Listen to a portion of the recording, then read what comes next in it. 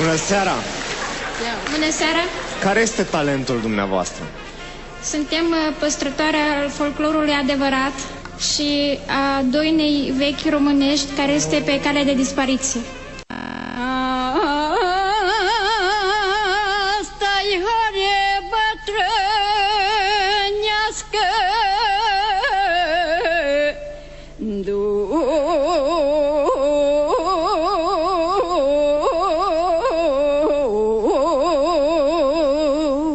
nu-i copilă să horească și îngruma să o învârtească.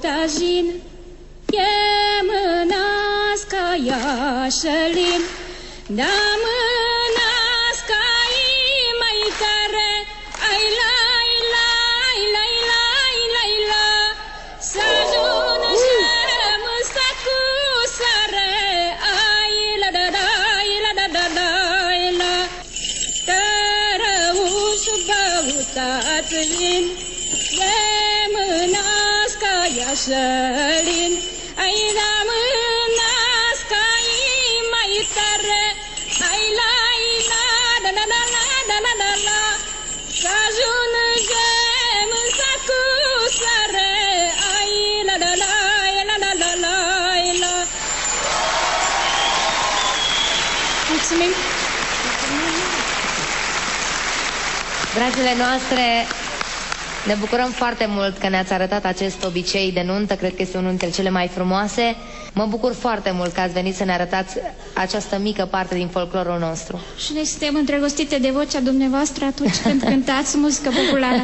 Mulțumesc din suflet, mulțumesc! Eu zic că în epoca asta în care totul înseamnă megabits, Wi-Fi, electro, avem nevoie de un moment din ăsta. Vocea voastră sună cu adevărat special, adică nu mi-a fost dat să aud până acum asemenea interpretare. Ceea ce arată că, uite, mi-e străină latura asta și e păcat și vreau să vă mulțumesc că mi-ați făcut-o cunoscută. Eu vă spun da din toată inima. Vă mulțumesc! Răspunsul meu este da, cu admirație. Andy. Susțin total demersul celor două doamne. Da. Felicitări, mergeți în etapa următoare. Mulțumesc, Doamne ajută! Doamne ajută! Ați fost extraordinare. Face bine, dar eu supărată când bătrână și aș vrea să fiu mai tânără să pot și înainta. Dar așa nu știu cât voi putea merge mai departe. Revenim în culise, ne scuturăm o țâră și ca în basmele din popor ne întâlnim cu o măicuță bătrână și a ei fiică bună. Bună seara! Bună seara! Ați venit pe la noi. Da, am venit să văd și orașul. Și să luați marele premiu. Mă numesc Zenuța Purja, din județul Bistrița Năsăud. Am 43 de ani și am venit însoțită la acest concurs de rapsodul popular Teodora Purja, care este mama mea. Am venit aici pentru ca să cânt o doină bătrânească, ca să nu uite tineretul de-amu, că cum am fost noi bătrâni, cum am horit eu la sărsele, la sapă și eu nu vreau să le urc, că mi-e drag să le au deja alții. Noi vă mulțumim că ați venit, vă așteptăm pe scenă și vă ținem pumn. Haideți!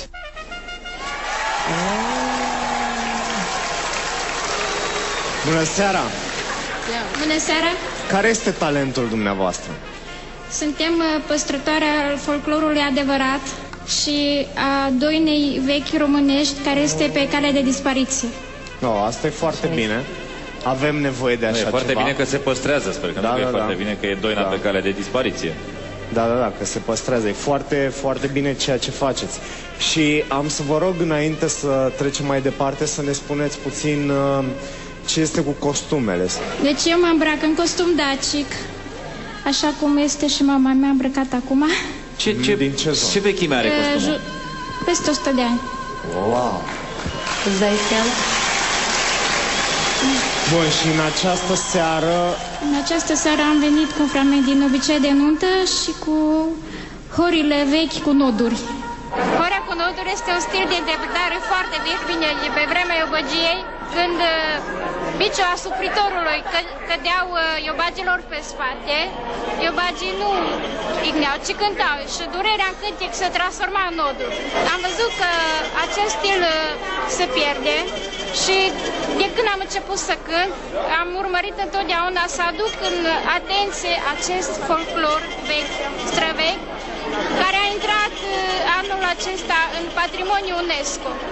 Este o valoare a românilor și este păcat să se piardă.